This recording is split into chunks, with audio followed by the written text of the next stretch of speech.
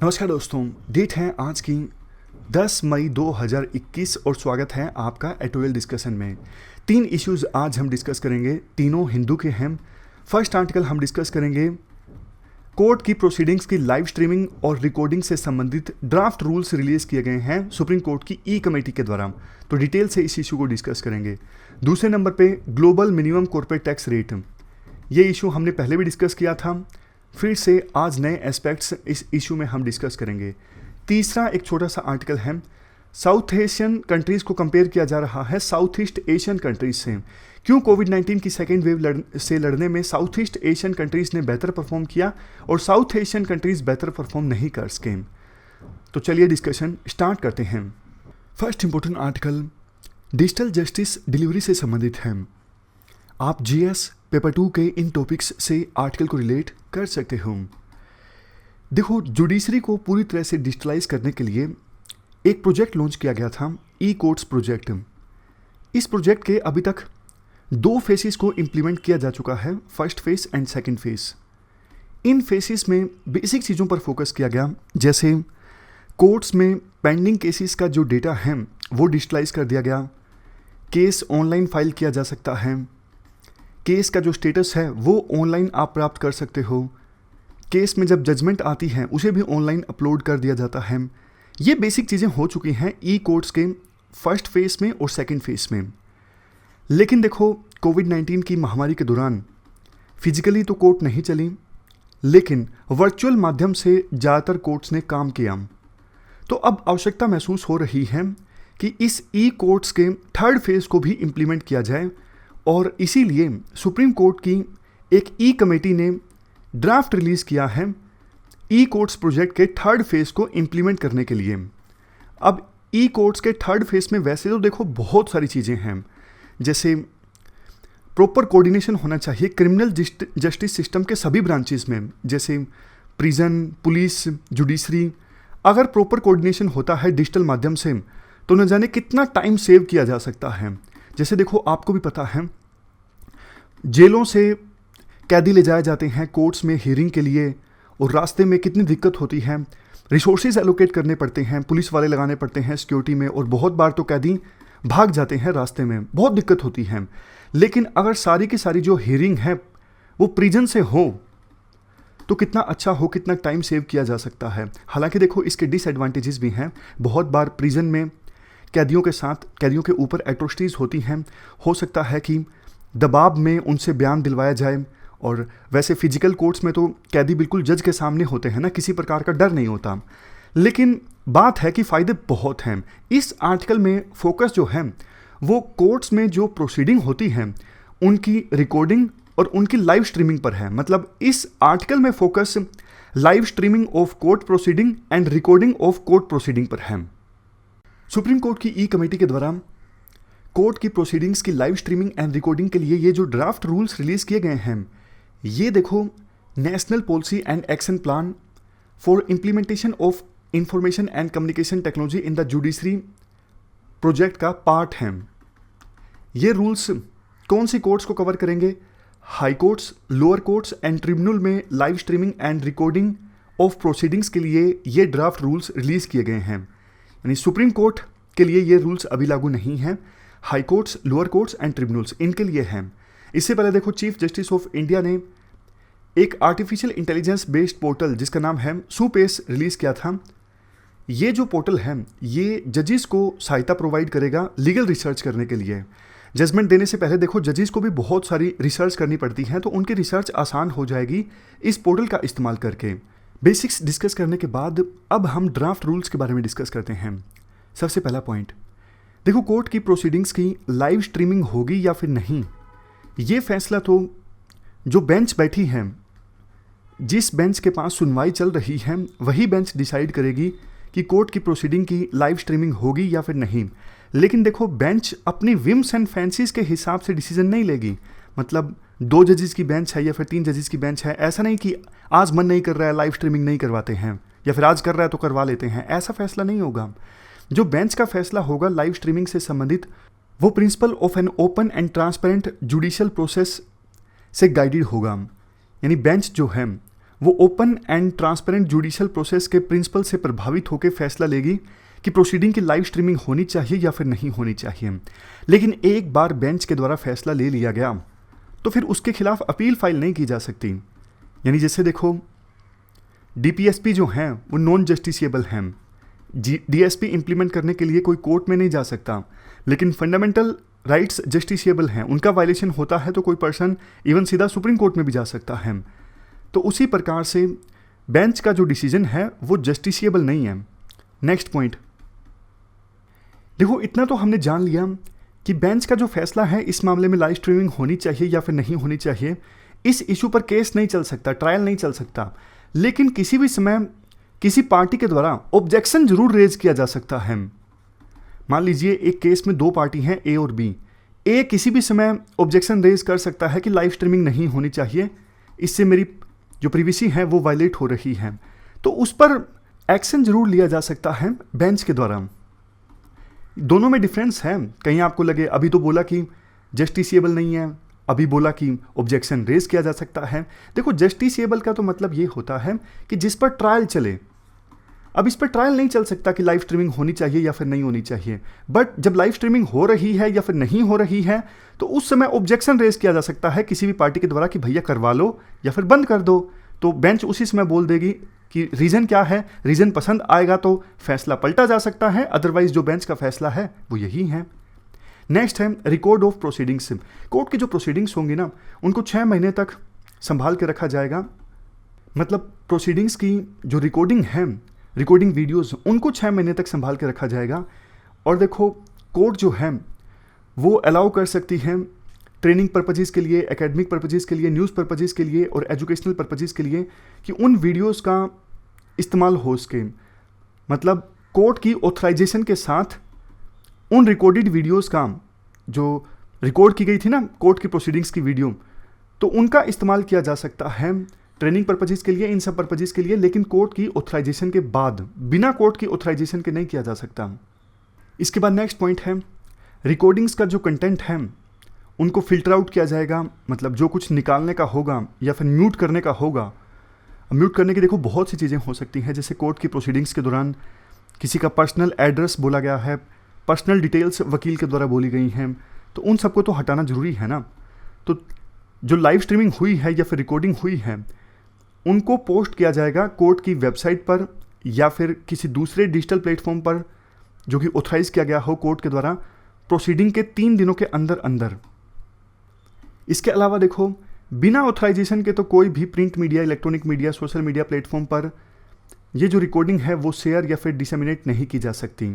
सिर्फ और सिर्फ ऑथराइजेशन के साथ की जा सकती है, बिना कोर्ट की अनुमति के नहीं की जा सकती।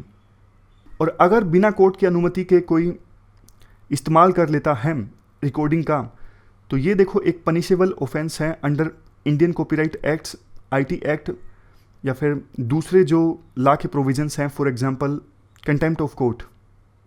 इसके बाद देखो इंफ्रास्ट्रक्चर का पॉइंट आता है। जो ये ड्राफ्ट रूल्स रिलीज़ किए गए हैं इसमें इस बात को एक्नॉलेज किया गया है कि देखो विभिन्न कोर्ट्स में अभी इस प्रकार का इंफ्रास्ट्रक्चर ही नहीं है कि कोर्ट की प्रोसीडिंग्स को रिकॉर्ड किया जा सके या फिर लाइव स्ट्रीम किया जा सके। इसके लिए ना सिर्फ लेटेस्ट सिक्योरिटी वाले सॉफ्टवेयर्स की आवश्यकता है, ऐसा ना साइबर जो हैकर्स हैं वो हैक कर लें कोर्ट की प्रोसीडिंग्स को, बल्कि कॉन्क्रीट हार्डवेयर इंफ्रास्ट्रक्चर की भी आवश्यकता है।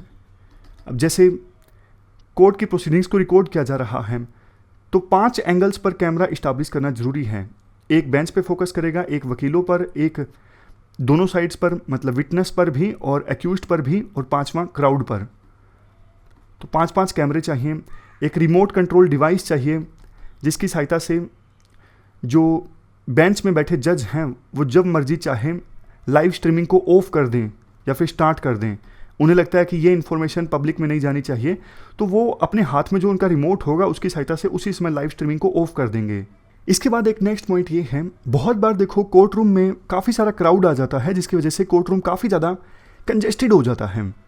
जगह है 15 लोगों के खड़े होने की, 50-60 लोग खड़े हो गए। तो इसका एक इलाज ये है कि कोर्ट के बाहर कोई एक ऐसी जगह हो, फॉर एग्जांपल वेटिंग रूम, जहाँ पे प्रोसीडिंग की लाइव स्ट्रीमिंग हो और जो लोग कोर्ट रूम में नहीं आ सकते वो उस वेटिंग रूम में बैठ के लाइव स्ट्रीमिंग देख सकें। तो डीकंजेशन ऑफ कोर्ट रूम से एक फ़ायदा ये होगा।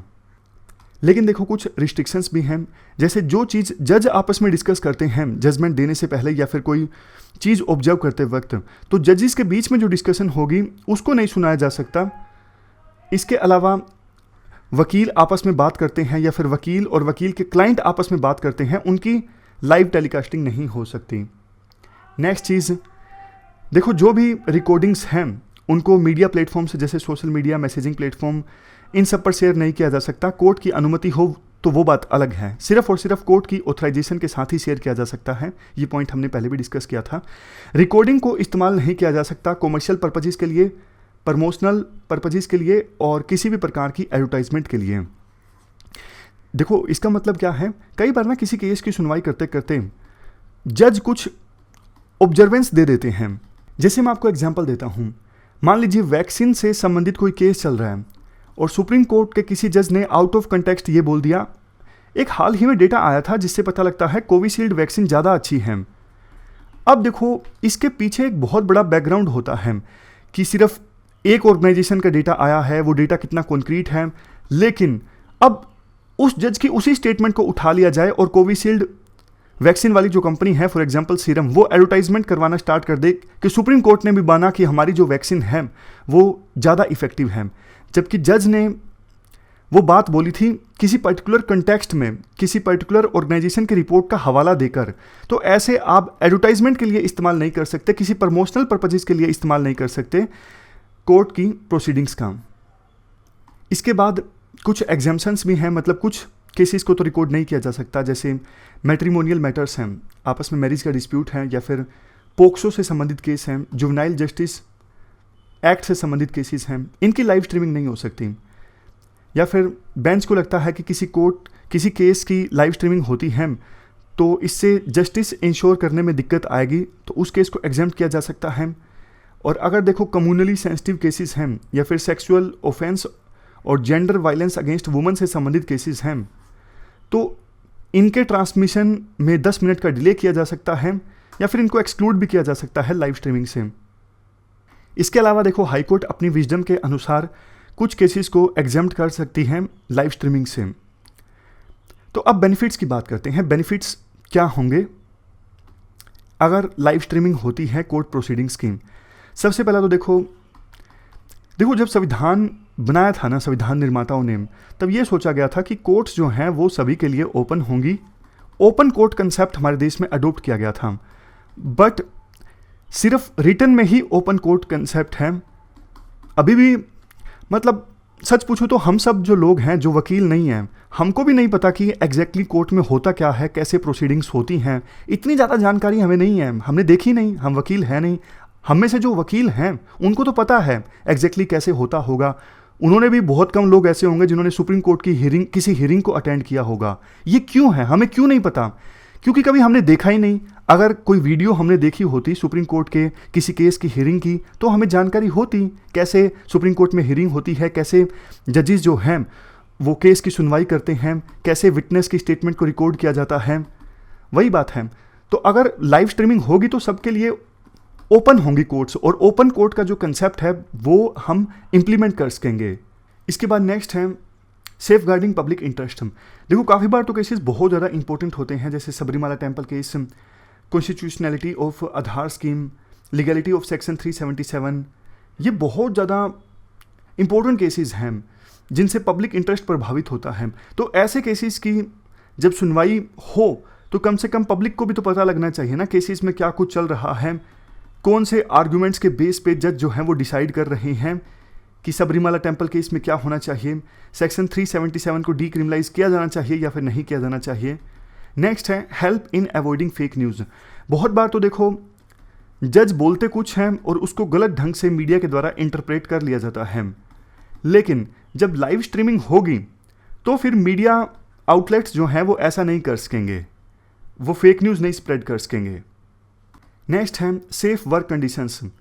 लाइव स्ट्रीमिंग अगर होगी तो बहुत सारे जो लोग हैं जिनको कोर्ट की हियरिंग अटेंड करनी होती है, जैसे रिश्तेदार मान लीजिए या फिर और भी लोग मान लीजिए, उनको फिजिकली कोर्ट में जाने की आवश्यकता नहीं होगी। खास करके काफ़ी ज़्यादा ज़रूरी है कोविड-19 की महामारी के दौरान वो घर बैठे प्रोसीडिंग्स में पार्टिसिपेट कर सकेंगे। इसके बाद तो लास्ट पॉइंट है मल्टी प्रोन्स्ड बेनिफिट्स। और भी काफ़ी सारे बेनिफिट्स होंगे, जैसे access to information for journalist. अभी तो कुछ ही जर्नलिस्ट का कार्ड बना होता है, सिर्फ वही कोर्ट के अंदर जा सकते हैं, लेकिन बहुत सारे दूसरे जर्नलिस्ट बेचारे जाना चाहते हैं, उनका कार्ड नहीं बना होता प्रोसीडिंग्स को अटेंड करने के लिए। तो अगर लाइव स्ट्रीमिंग होगी तो जर्नलिस्ट को सारी इन्फॉर्मेशन मिल जाएगी, ट्रांसपेरेंसी इंक्रीज होगी, right to access to justice as geographical locations will no longer be issue. ये भी अच्छा पॉइंट है। अब देखो, बहुत बार ऐसा होता है कि कुछ वकील या फिर कुछ रिलेटिव से मान लीजिए जो कोर्ट की प्रोसीडिंग्स को अटेंड करना चाहते हैं, लेकिन कोई पर्सन केरल से है, वो दिल्ली में आके स्पेशल केस की प्रोसीडिंग्स को अटेंड करेगा, उसके लिए बहुत दिक्कत होगी, आने जाने का खर्चा ही काफ़ी ज़्यादा हो जाएगा। लेकिन वो अपने घर बैठे अगर हियरिंग को अटेंड कर सकता है तो इससे ज़्यादा अच्छा क्या होगा। नेक्स्ट है एजुकेटिंग कॉमन पीपल। ये हमारे वाला पॉइंट है। जो कॉमन मैन है वो ज़्यादा एजुकेट होंगे कि कैसे जुडिशरी फंक्शन करती है। इसके बाद देखो कंसर्न्स की बात करते हैं। कुछ कंसर्न्स भी हैं, जैसे सबसे पहला कंसर्न तो इंफ्रास्ट्रक्चर का है। बोला तो गया है ड्राफ्ट रूल्स में कि इंफ्रास्ट्रक्चर का ध्यान रखा जाएगा, लेकिन अभी कोर्ट्स में ऐसा इंफ्रास्ट्रक्चर है नहीं कि लाइव स्ट्रीमिंग हो सके। नेक्स्ट इशू ऑफ प्रिवेसी का है। प्रिवेसी देखो वायलेट हो सकती है। ये कहना आसान है कि इंपॉर्टेंट इन्फॉर्मेशन नहीं रिलीज होगी और म्यूट कर दिया जाएगा प्रोसीडिंग्स को जब पर्सनल इन्फॉर्मेशन की बात आएगी, लेकिन ग्राउंड लेवल पे इन चीज़ों का ख्याल रखा जाएगा या फिर नहीं रखा जाएगा वो तो आने वाले समय में ही पता लगेगा। कंसर्न्स रिगार्डिंग मिसयूज़, प्रोसीडिंग्स का मिसयूज़ किया जा सकता है। इसके बाद ससेप्टेबल टू अब्यूजेज। इसका मतलब देखो ये है साइबर अटैक हो सकता है। मतलब दोनों पॉइंट जो हैं वो अलग अलग हैं। एक पॉइंट में आप साइबर अटैक के बारे में लिख सकते हो, दूसरे में आप ये लिख सकते हो कि आजकल तो ये पता नहीं यूट्यूब में भी वो 10-10, 15-15 सेकंड के शॉर्ट्स चलते हैं, तो इस प्रकार से किसी जज की कोई स्टेटमेंट का मिसयूज़ किया जा सकता है।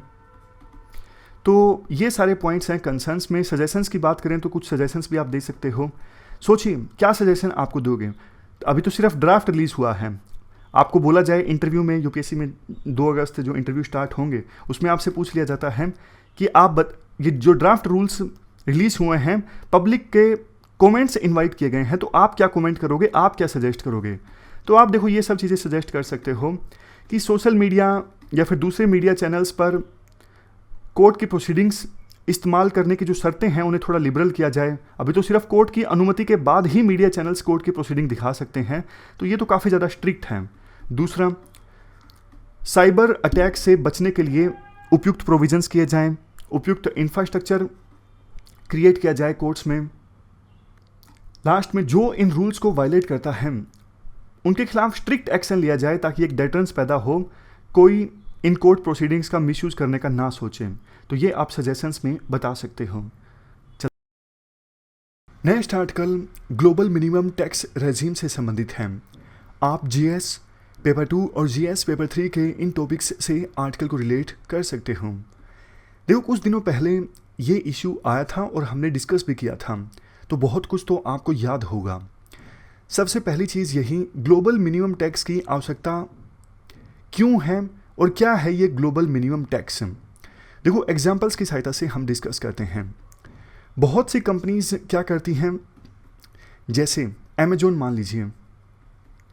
अमेजोन इंडिया में ऑपरेशंस चला के प्रॉफिट कमाती हैं। अब फॉर एग्जांपल इंडिया में कॉर्पोरेट टैक्स रेट है इफ़ेक्टिवली 22% के आसपास। तो अमेजन को अपने प्रॉफिट पर 22% टैक्स देना पड़ेगा। मान लीजिए निकल के आता है अमेजन का प्रॉफिट एक साल में 1000 करोड़, तो इनको फिर 220 करोड़ रुपए टैक्स देना पड़ेगा 22% की रेट के हिसाब से। लेकिन ये चालाकी करते हैं। अमेजन वाले क्या करेंगे, ये कहेंगे कि हम एक सॉफ्टवेयर का इस्तेमाल कर रहे हैं हमारे ऑपरेशंस में, और उस सॉफ्टवेयर के लिए हमें हर साल रॉयल्टी देनी पड़ती है, एक साल में 65 करोड़ रुपए। तो एक्चुअल में प्रॉफिट हमें 220 करोड़ का नहीं हुआ, 220 करोड़ माइनस 65 करोड़ का हुआ है। ये रॉयल्टी दी जाती है एक XYZ कंपनी को जो मॉरिशस की है या फिर आयरलैंड की है। असल में देखो ये जो XYZ कंपनी है ना, जिसका सॉफ्टवेयर है, वो अमेजोन की ही एक सब्सिडरी है, यानी अमेजोन की सिस्टर कंपनी है।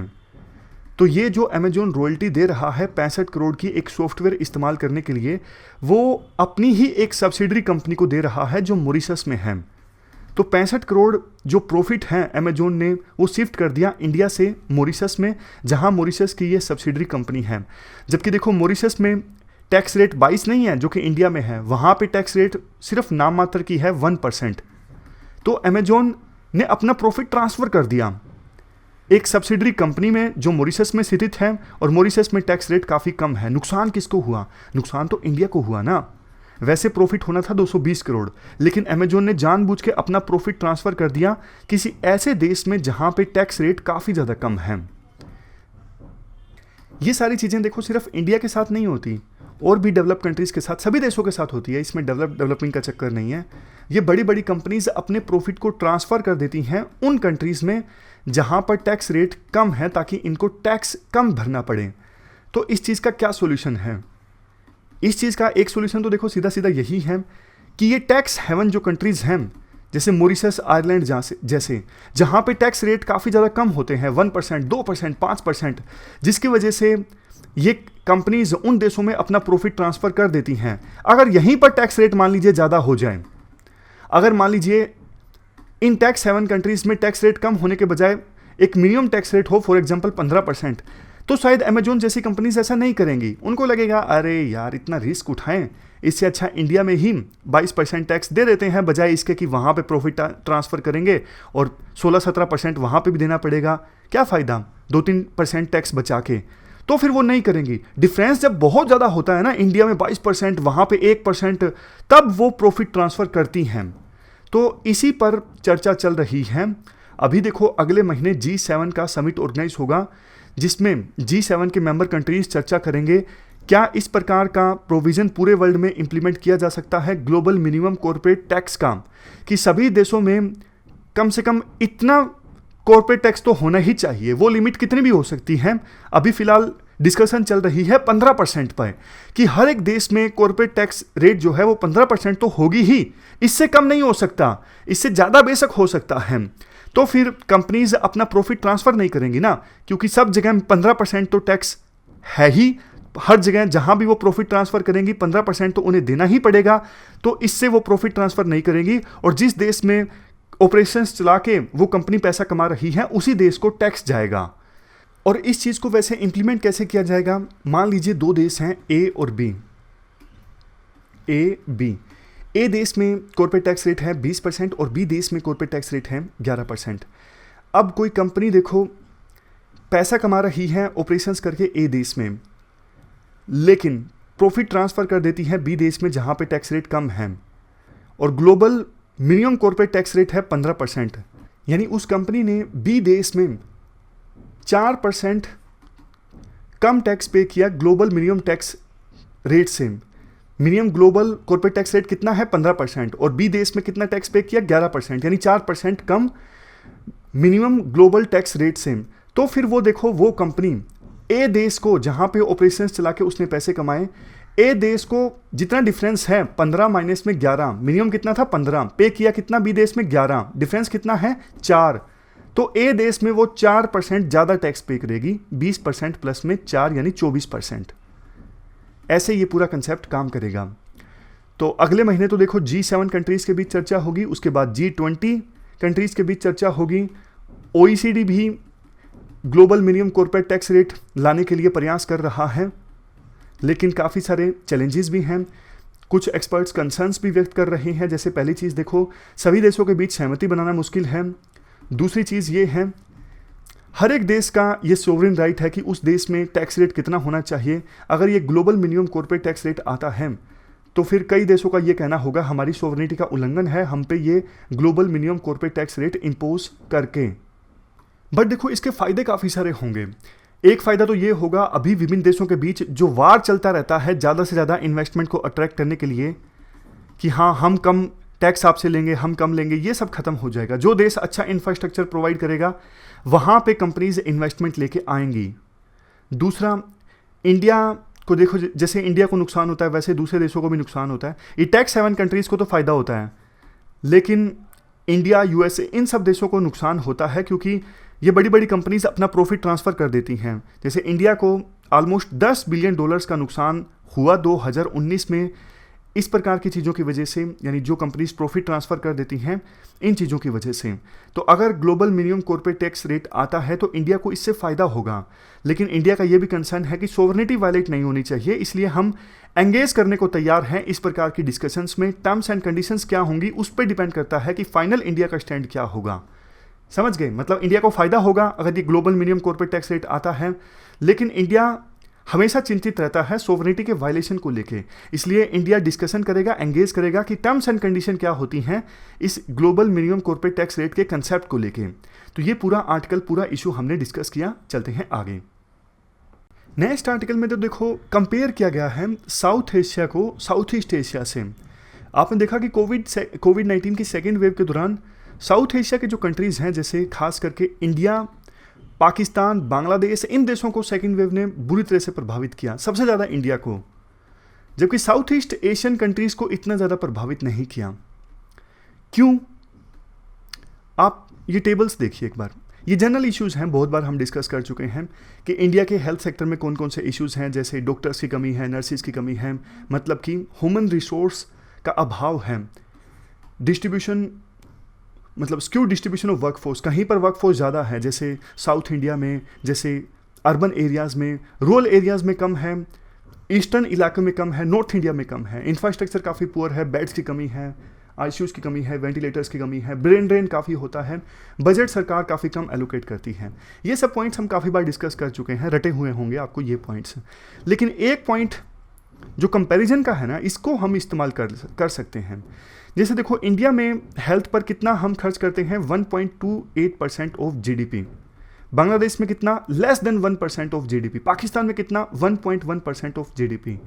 एजुकेशन पर इंडिया कितना खर्च करता है, 3% ऑफ जीडीपी। बांग्लादेश कितना खर्च करता है एजुकेशन पे, 1.3% ऑफ जीडीपी। पाकिस्तान कितना करता है, 2.3% of GDP.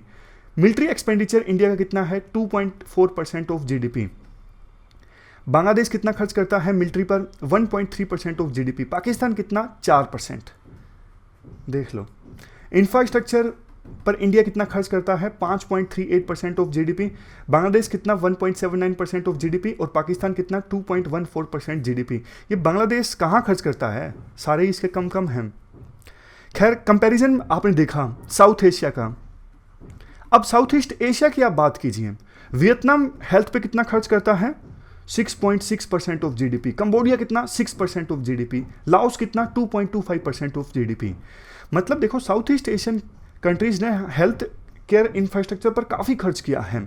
Universal health coverage है काफ़ी देशों में, मतलब हर एक को बेसिक हेल्थ का अधिकार है बिना पैसों के, चाहे वो अमीर हो गरीब हो। ये कंसेप्ट पूरी तरह से अभी भी नहीं है इंडिया में। तो हमको इन साउथ ईस्ट एशियन कंट्रीज से सीखना चाहिए हेल्थ के मामले में, और इन जो थीम्स इन्हीं कंट्रीज ने अपनाई थी उन्हीं थीम्स को हमें अपनाना चाहिए। बस यही पॉइंट है जो आप कहीं ना कहीं आंसर राइटिंग में इस्तेमाल कर सकते हो। इसी के कारण साउथ ईस्ट एशियन कंट्रीज़ ने बेहतर परफॉर्म किया कोविड-19 से लड़ने में, और साउथ एशिया के कंट्रीज़ बेहतर परफॉर्म नहीं कर पाए। तो इस डिस्कशन में फ़िलहाल इतना ही है। आज हमने 3 इश्यूज़ को डिस्कस किया। सबसे पहले हमने live streaming of court proceeding से संबंधित ड्राफ्ट रूल्स को डिस्कस किया। दूसरे नंबर पे हमने इशू डिस्कस किया global minimum corporate tax rate से संबंधित, और तीसरे नंबर पे हमने कंपैरिजन किया साउथ एशियन कंट्रीज़ का साउथ ईस्ट एशियन कंट्रीज से। Thank you very much for discussion.